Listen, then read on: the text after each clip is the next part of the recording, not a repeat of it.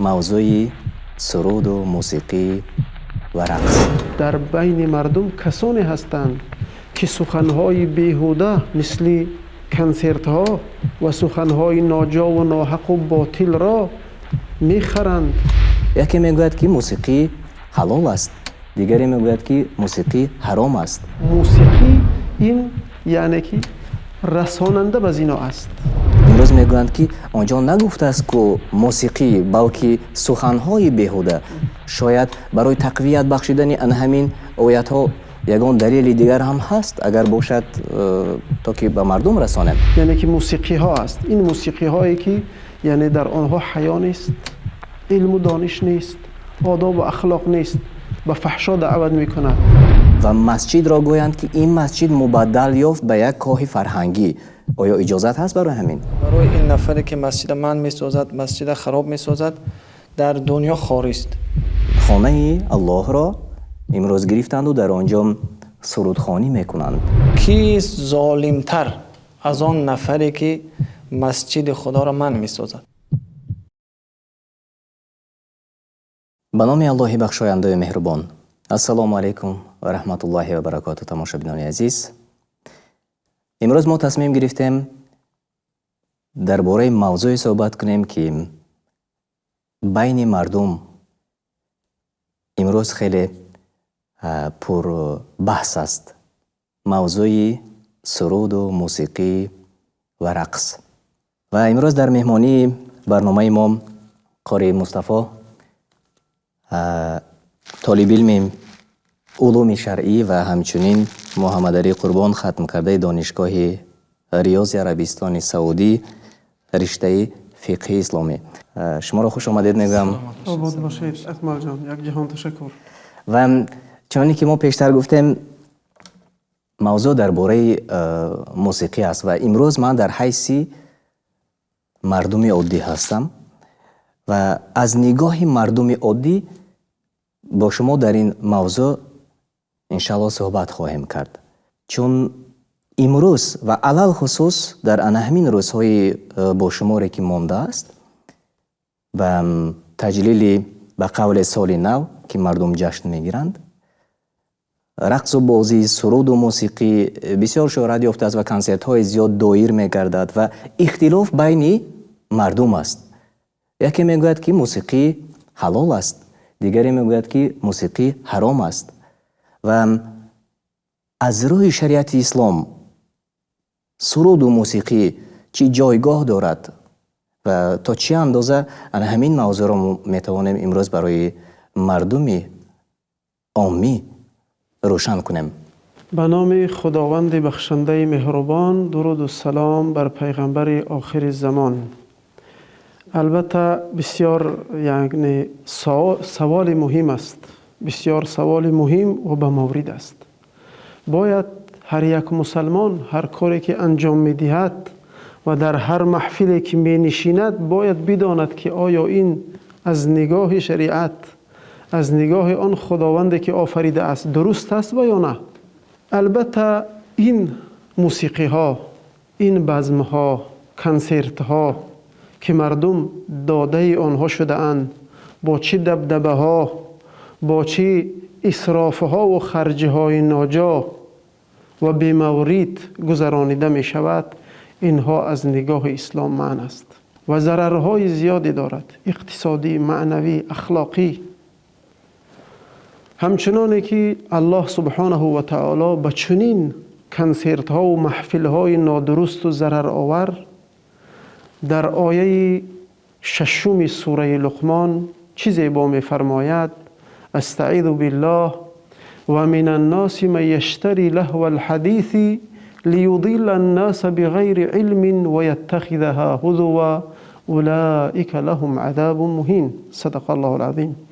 الله سبحانه و تعالی در این آیه مبارکه قرآن می فرماید در بین مردم کسانی هستند که سخنهای بیهوده مثل کنسرت ها و سخنهای ناجا و ناحق و باطل را میخرند، خریداری می نمایند، برای تشکیل آنها صرف و خرج می کنند تا اینکه مردم را از راه راست گمراه بکنند.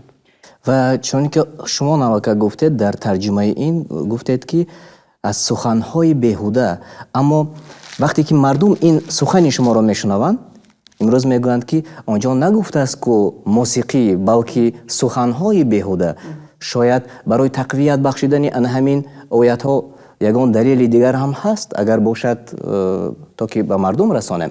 البته صحابه های پیغمبر صلی الله علیه و سلم که علم و دانش را از رسول خدا گرفتند و به ما رسانیدند، از جمله عبدالله ابن مسعود رضی الله عنه، عبدالله ابن عباس رضی الله عنهما در تفسیر این آیت گفتند که مقصد از این لهو الحدیث غنا است، یعنی که موسیقی ها است. این موسیقی هایی که یعنی در آنها حیا نیست، علم و دانش نیست، آداب و اخلاق نیست، به فحشا دعوت می کند، کارهای بی‌حیایی در آن رخ می دهد، مثل رقص ها، جنبانیدن ها و سخن هایی که به نفس و شهوت و یعنی از اخلاق والای انسانی بیرون شدن انسان دعوت می کنند. یعنی خود همه غنا گفته چرا میگویند؟ غنا چیست؟ غنا هر یک خوشخوانی که در او آلات موسیقی گوناگون استفاده می شود و مضمون‌های ناجا و نادرست دارد،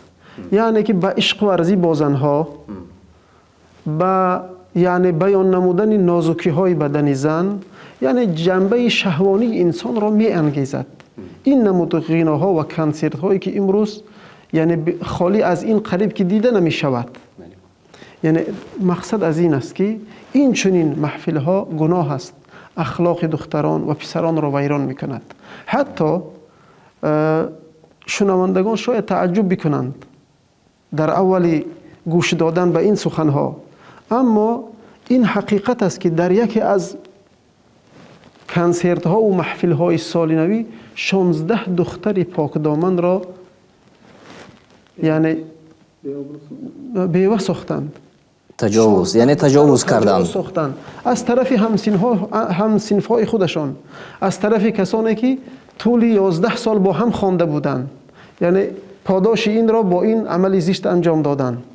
10 سال رفیقی را در مکتب. یعنی وقتی که سرود و موسیقی می شود کس داده می شود به همان موسیقی و شاید خودش را گم می کند و بعدا نوشاکی اسپریتی می شود و دیگر البته داده می شوند از او چنین کارها. برای همین هم بعضی از علما می گویند که موسیقی این یعنی که رساننده به زنا است. موسیقی این راهی رساندن به زنا است. برای همین هم متاسفانه می‌بینیم در کشورهای غربی که این یعنی فرهنگ زشت و خالی از حیا را برای ما تهیه کرده اند و ما را به این شوقمند می‌دهند، یعنی برای این فحشا آماده شدن این چیز را استفاده می‌کنند. اما اگر گفتید موسیقی یعنی گفتید حرام است، گفتید و ممکن نیست منع شده است، یگان نمودی سرود و موسیقی اجازت داده شده است در شریعت اسلام؟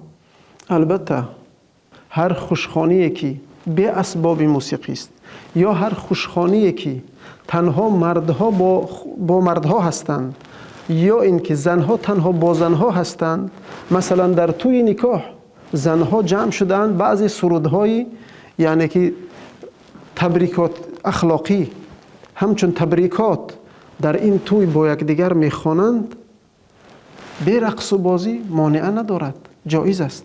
یا در عید، در روزهای عید، یعنی بعضی سرودخوانی ها با دایره یا به دایره خوشخوانی مانع ندارد. چگونه ای که امروز میبینیم بعضی ها نشیدخوانی میکنند، یعنی نحتخوانی میکنند، یعنی سرودهای سعدی و حافظ را همچون تعلیم و تربیه میخوانند، یعنی که مانع ندارد. چرا که این تعلیم و تربیه است و پند و اندرز است.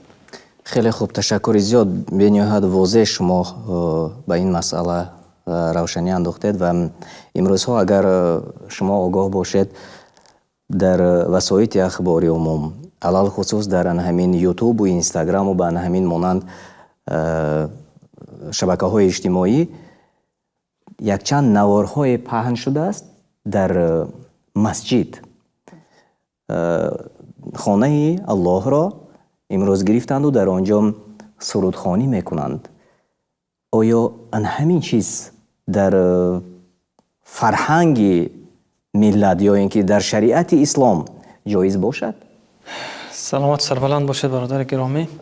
خیلی یک موضوع هم مهم هم داغ روز است، داغ امت است. همین مسئله که سوالی که شما مطرح کردید.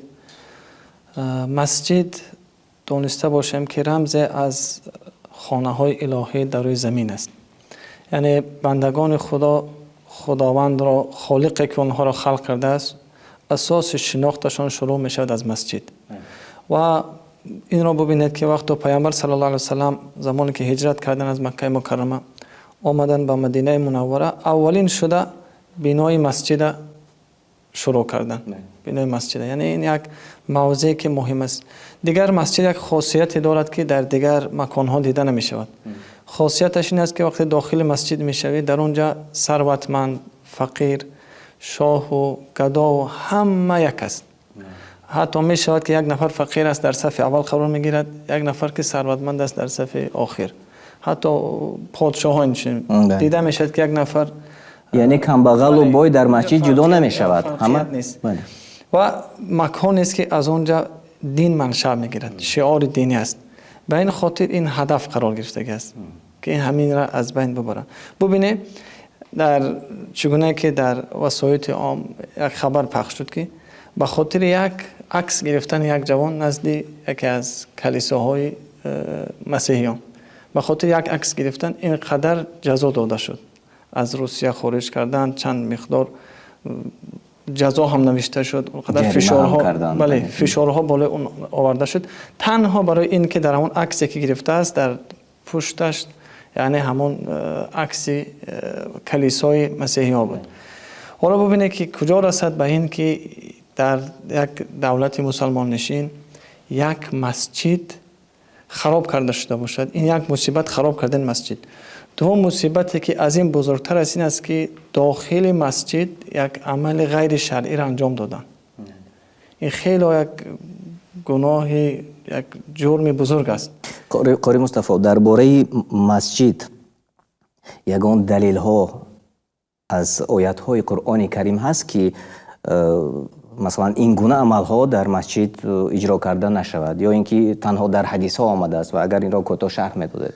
این مسجد گفتم چون که در پیش شعار دین است، هم آیات های زیادی در قرآن است، هم در احادیث پیامبر صلی الله علیه و آله شده است. آیاتی که در قرآن است، یکی از آیات هاش که در سوره بقره آیه 114 الله مهربان میفرماید که در این آیات الله مهربان قدر مذمت میکنه کی ظالمتر از آن نفری که مسجد خدا را منع میسازد، یا دوم گروه آنانی که مسجد خدا را خراب میکنن. از این دیده ظالمتر کیست؟ که در آن داخل مسجد ذکر خدا کرده میشود، قرآن خوانده میشود، این را من ساختنش. خداوند پاداش این چی میگوید؟ برای این نفری که مسجد من میسازد، مسجد خراب میسازد، در دنیا خاری است، در این دنیا پریشانی دارد، سرگردانی دارد. که هم مولوی چون یک اشاره زیبا دارد که به هر بنده وعید حق نظیر است که ایزی دیرگیر و سختگیر است. خداوند دیر میگیرد اما سخت میگیرد. وقتی که خانه خدا را یک نفر خراب میکند، خداوند حتما انتقامش در این دنیا و در آخرت از اون میگیرد. یعنی که این درباره اونه که مسجد را خرابه میکنند و به چیزی دیگر مبدل میکنند. نمیگذارند که ذکر کرده شود، نمیگذارند که اونجا الله را طاعت کرده شود. و دیگر اشاره آیت قرآن که در سوره جن آمده است، مخصوص که داخل مسجد چگونه باشد، چه چیز داخل مسجد خوانده شود. الله مهربان میفرماید که و ان المساجد لله فلا تدعوا مع الله احدا.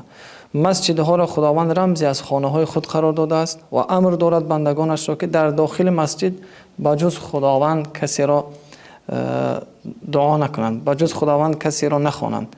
این سبب نزولش این است که میگوید از مسیحی ها در کلیساهای خود، یهودی ها در معبدهای خود می رفتند و با خداوند شریک می آوردند، چون که در آنها هست. خداوند بر پیامبر امر کرد که در داخل مسجد ها الله را عبادت کنه، بجز الله دیگر از سخنان دنیا، از سخنان لغو و بیهوده گفته نشود. و حتی علما اشاره به این می‌کنند که اون مسجد هم در داخل من کرده ها داخل میشه، در مسجد های من که در داخل مسجد از خدا و پیامبر گفته نشود. مسجدی که برای مدح باشد، مسجدی که برای از غیر خدا دعوا کرده شود. حتی بعضی مسجدها در سخنهای شنیده می شود که در چارچوب شریعت نیست. و بعضی ها حتی همین جشنهایی که به ما نزدیک است همین ها را اجازه می دهند، حتی ترغیب می کنند که این دیگر همون امری که همین آیت در زیر آیت که خدا را اون چیزی که الله رضایش است اون خوانده شود داخل می شود که درست است. تشکر زیاد. شاید بعضی ها این لحظه میگویند که این گونه نیست، در مسجد سرود خوانده نمی شود، اما ما از آن چیزی که امروز در وسایل اخباری عامه پهن شده است، یعنی صحیفه های اجتماعی در همین اینترنت خیلی بسیار شده است، در بعضی مسجد را مثل تویخانه تبدیل کردند و در حالتی که مثلا در حالتی که در مسجد مثل تویخانه شد و در آنجا سرآیندگان مثل این نواری که ما این لحظه نشان میدهیم مثل این سرود خوانند و دیگران گوش کنند و مسجد را گویند که این مسجد مبدل یافت به یک کاخ فرهنگی. آیا اجازت هست برای همین؟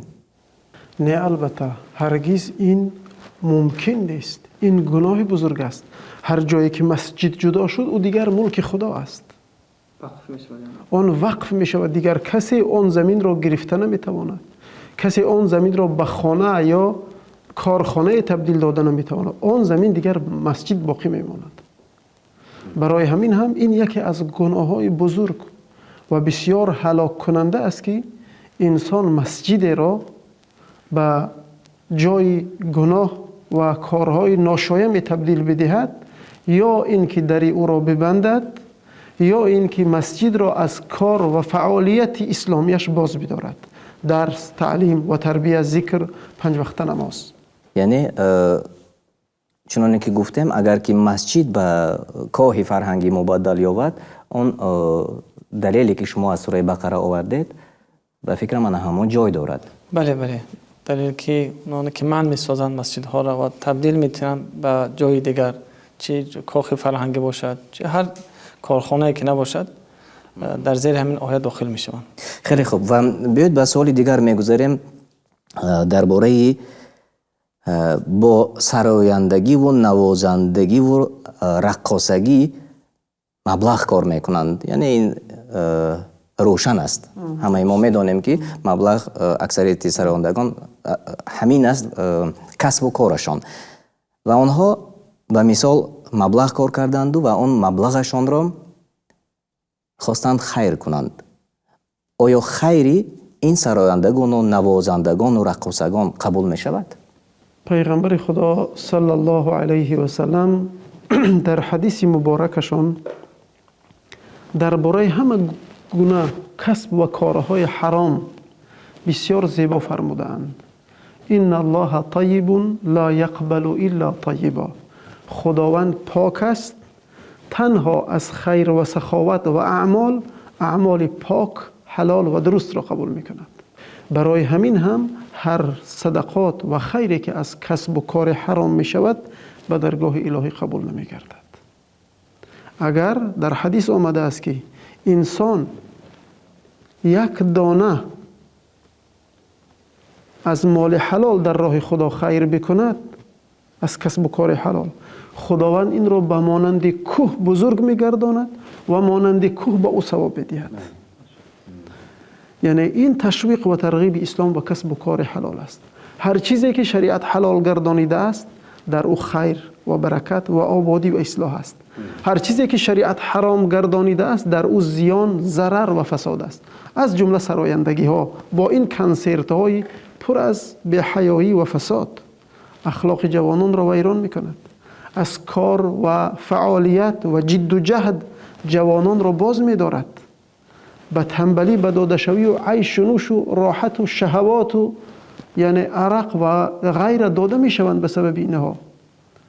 حتی یکی از برادران و دوستان من به نزد من آمد، گفت جیانم را توی کردیم 3 روز پیش، بعد از 3 روز گذشتن توی جیان را گم کردیم. هر کجا سراغ میکنیم جیان درک ندارد. بالاخره با توسط دوستان و رفیقان او را از یک دیسکتیک پیدا کردیم. در دیسکوتک با دختران خالی از علم و فرهنگ و اخلاق مشغول است. او را با زور گرفته به خانه‌اش برگردانیدن، باز فردا گم کردن. امروز رفته از دیسکوتک دیگر او را پیدا نمودند. یعنی ببینید این کنسرت های پر از فحش و فساد چگونه ویران کرده است عائله ها را. دخترها هستند دیگر شوهر نمی کنند، چند سال به این جای ها می روند، کسلی ها را می گیرند، بعد از او کسلی ها را پخش می کنند. این دختری که خداوند او را مادر آفریده است چگونه فرزند برای جامعه ما؟ آیا مفکر، دانشمند، اقتصادچی، سیاستمند ورزیده برای ملت ما آماده کرده میتواند؟ تهیه کرده میتواند؟ آیا خانه را تازه و آزاده نگاه داشته میتواند؟ و این ضرری آن چیزی که از مایده ترین پیدا می شود. یعنی ما از همین سرود و موسیقی تا به کجا رسیده می رود، استاد آن را تاکید کردند.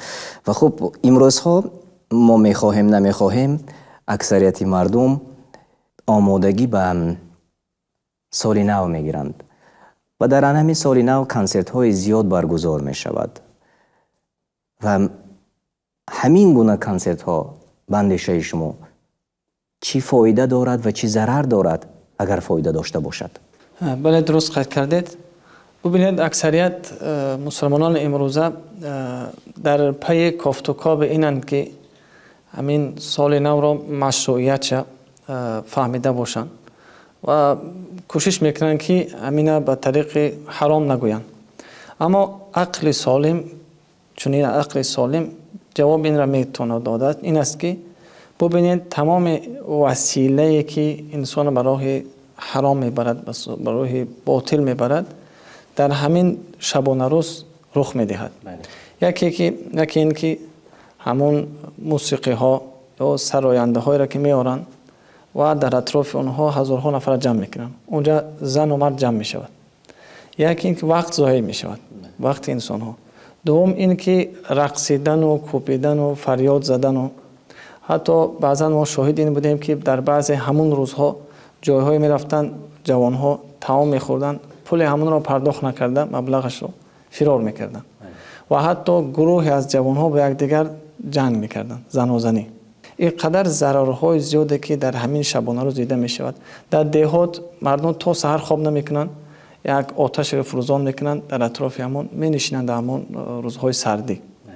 همه همین ضایع کردن وقت است، ضایع کردن انسان است. بعضی‌ها نماز خود را ترک میکنن، بعضی‌ها در اون روز حتی استاد چگونه که اشاره کردن رابطه بین زنها و مردها می شود، اختلاط می شود، صحبت می شود، حتی زنا می شود. همه وسیله همین معلوم است، از همین وسیله هاش از راه ها این که همین عمل مشروع نیست، انسان را 100% به حرام می برد. مسلمان روز عید مسلمان همون روزی هست که او به خداوند نزدیک می شود. همون روز قرآن زیاد خوانده باشد، همون روز صدقات زیاد کرده باشد، همون روز صلوات زیاد فرستاده باشد، خیر کرده باشد. و بدترین روز برای مسلمان همون روز است که گناه دارون کرده می شود. این روز یعنی سال نو میگن. این سال نو چگونه می شود برای انسان عید باشد که اینقدر گناه دارون کرده شود؟ حتی بعضی از دوستان، از برادران در همین کار زشت در شهرهای روسیه باز کمک میکنن. امروز خیلی از مسلمان ها دارن همون درخت ارچه رو میگیرن و از همین تجارت میکنن در همین روزها. حالا که در اطراف اون ارچه چی چیزها کرده می شود، خود همون مسیحیان، و امکان دارد که این نفر در گناه آنها شریک شود، زیرا یاردم است، دستگیری است در کار زشت اینها. حتی یک نکته بسیار عجایب اکمل جان به خاطرم آمد. پاپایریم در یک صحبت خود بیان نمود که جشن گرفتن سال نو از نگاه دین نصرانیت اساس ندارد، این یک بدعت است و آن صرفکاری هایی که در او انجام داده می شود نادرست و گناه است. یعنی آن صرف هایی که در آنجا میکنند. بله. یعنی پاپایریم هم در عصر 21 آهسته آهسته آمده به آن عقیده اسلامی که هر یک چیز را ضرر و زیانش را دیده، خوبی و بدیش دیده، حکم او را میبرارد، آمده رسید آهسته آهسته. الحمدلله. بله. اگر همون چنانکه که گفتیم در کنسرت ها سرایندگان مبلغ کار کردند، یعنی در سال نو این گونه می شود مبلغ کار کردند و به همون سوالی پیشتر برگردیم، آن مبلغشان را خیر کردند به مثلا خانه های یتیمان و یا اینکه کودکان. از کی و چگونه قبول می شود؟ از خود سراینده که آن مبلغ کار کردهش را خیر کرد برای یتیم خانه مثلا چگونه قبول می شود از روی شریعت اسلام، و خودی همان نفرانی که مبلغ را گرفتند و برای خودشان استفاده کردند، برای آنها چگونه می شود آن خیرات؟ کمی شرح می دادید. البته یعنی دین مبین اسلام در جمع نمودن مال بهترین راه ها را برای ما بیان نموده است. راه‌هایی که نادرست و گناه را منع نموده است. از جمله چگونه که بیان نمودیم که این کنسرت ها و این سرایندگی که با این اسلوب های ناجا است، گناه است و پولی که از او به دست می آید حرام است و آن پولی که خورده می شود حرام خورده می شود. و رسول خدا صلی الله علیه و سلم می فرمایند کل جسد نبت من سحت فالنار اولی بها. هر جسدی که از خوراک حرام، مال حرام نشأ و نما می‌یابد، سزاوار سوختن در دوزخ را دارد. خدا پناه بدهد. یعنی یک سبب عذاب دوزخ سوختن انسان، گرفتار شدنش به دوزخ، این لقمه حرام یا خوردن چیزهایی که شریعت حرام گردانیده است. ما می‌خواهیم که ملت بای باشد، دارنده باشد. ما می‌خواهیم ثروتمند باشد، اما از راه حلال. این راه‌های حرام آنها را گناهگار می‌کند و حرام به حرام ها میکشاند. متاسفانه برای همین بزرگان میگویند هر یک گناه خواهر دارد، اپه دارد.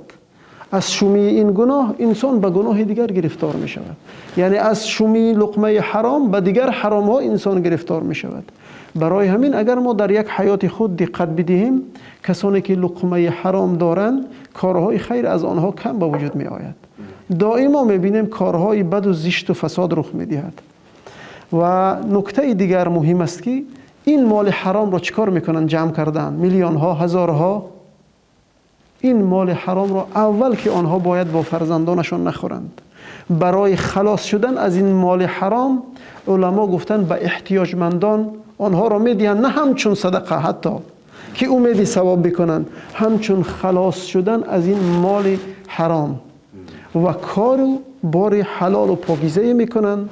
خداوند انسان را رزق او را ما به دنیا نآمده رزق ما را تقدیر نموده است و هر کسی که رسول خدا صلی الله علیه و سلم میفرماید کار حرام و نادرستی را ترک میکند به خاطر رضای الله، خداوند از او کارهای خیر و بهتر را به او نصیب میکند.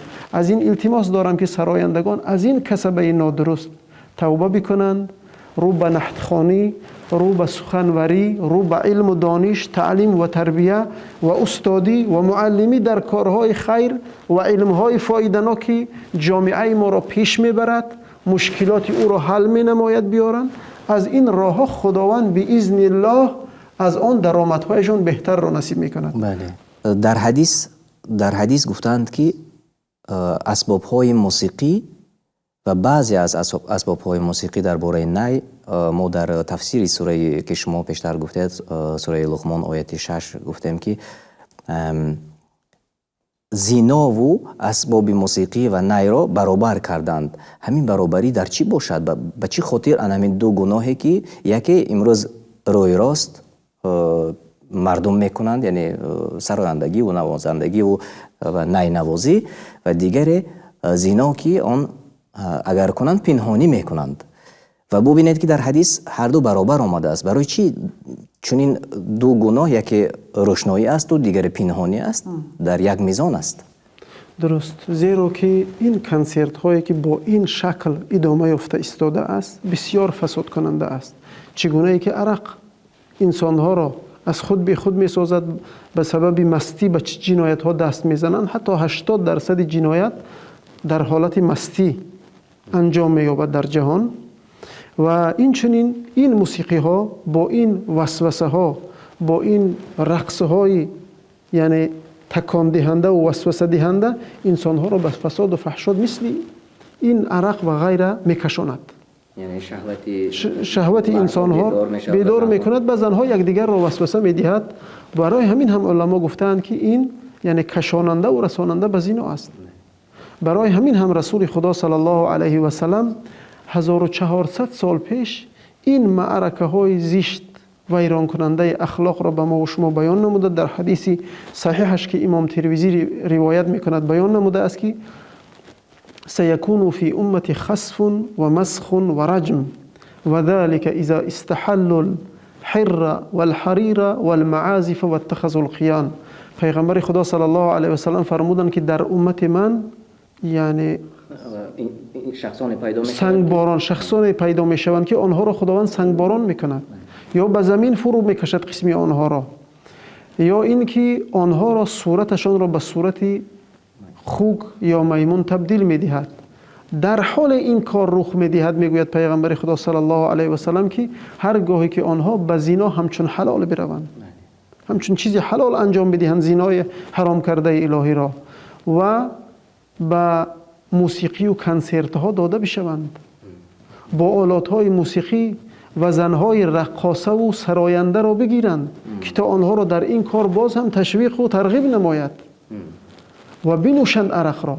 وقتی که این جنایت ها انجام داده شد این بلاها را خداوند به سر آنها میفرستد. تشکر زیاد. و نصیحت شما، پند شما به آنهایی که این لحظه ها ما را تماشا میکنند، گوش میکنند و البته نه همه جانبداری سخنهای ما و شما هستند و البته ما هم نمیتوانیم به همه گوییم که البته همین درست است، واقعا این درست است اما قبول ندارند. یعنی آن چیزی که ما و شما میگوییم شاید قبول نمیکنند. و نصیحت و پند شما برای آنهایی که این لحظه ما را تماشا میکنند؟ نصیحت ما با یکی دوستان و تک تک دوستان این است که خود همین موسیقی انسان را دل را میمیراند، دل را میمیراند، دیگر انسان را از ذکر خداوند، از شکر، از قرآن خوانی دور میکند و رفته رفته انسان از زندگی دل سرد می شود. در حدیث های زیاد، آیت های زیاد خداوند امر میکند، پیامبر صلی الله علیه و سلم تعلیم دادند که این دل را به ذکر می شود زنده کرد. یک مقال زیباست که اگر آینه داغ زدگی باشد تا اون را به همون یک چی گویم، به یک لطه‌ای که تر نباشد، به یک مندیلی که تر نباشد، اگر اون ما تازه کنیم، اگر قاق باشد نمی رود، اگر ما تر که باشد حتما که تازه می شود.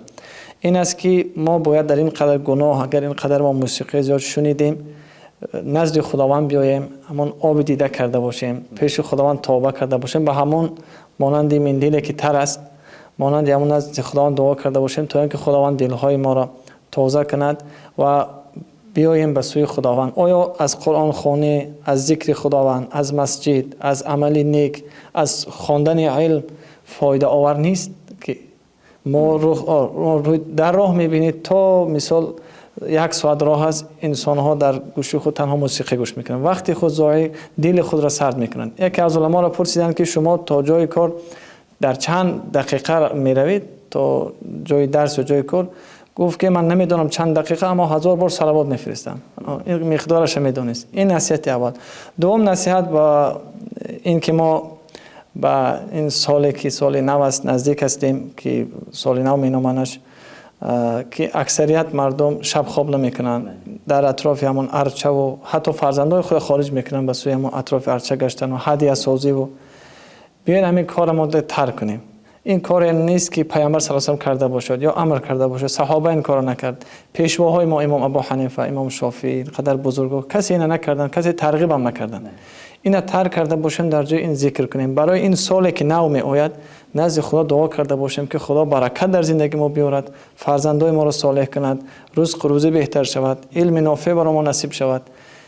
اگر این کنیم انشاءالله هم در دنیا سربلند میشیم، هم در قیامت. تشکر زیاد. و استاد شما نصیحت شما به سرایندگان و آوازخوان هایی که این لحظه ها شاید یگان نفر از آنها ما رو تماشا میکنند چی است؟ چون اکثریت از سرایندگان و حافظان و رقاصگان با قدرت الله سبحانه و تعالی هدایت یافتند، اما اکثریت زیادی دیگری آنها امروزها در آن همون کاری که میکنند دوامت میکنند. نصیحت شما، پند شما برایشان چی است؟ البته یعنی به سرایندگان و رقاصه ها که آنها ما خیرخواه آنها هستیم، در حق آنها دعا میکنیم که دنیا و آخرتشان را آباد بکند و در حق آنها دعا میکنیم که خداوند به آنها غیرت بدهد که از این کارهای ناشایم توبه بکنند و بهترین کسب و کارها مشغول بشوند. و چگونه ای که بزرگان و حکما میگویند الرجوع الی الحق فضیله، برگشتن به سوی حق فضیلت و بزرگی است. یعنی این فضیلت و بزرگی را از این راه ناشایم به راه حق برگشتن، به کسب و کار و هنرهای فایده‌ناک و درست برگشتن، این فضیلت و بزرگی است. این بزرگی را از خداوند امید داریم که آنها هر چه زودتر عملی نمایند و از این کار توبه بکنند، رزق روزی خود را حلال بکنند و در آبادی و اصلاح جامعه که توشه آخرت ما باشد سهمی بگذارند، بجای این که این کارهای آنها یعنی یک گناه است که انسان را به دوزخ میبرد. توشه نیست، این راه یعنی رفتن در راه دوزخ است. از این راه برگردند.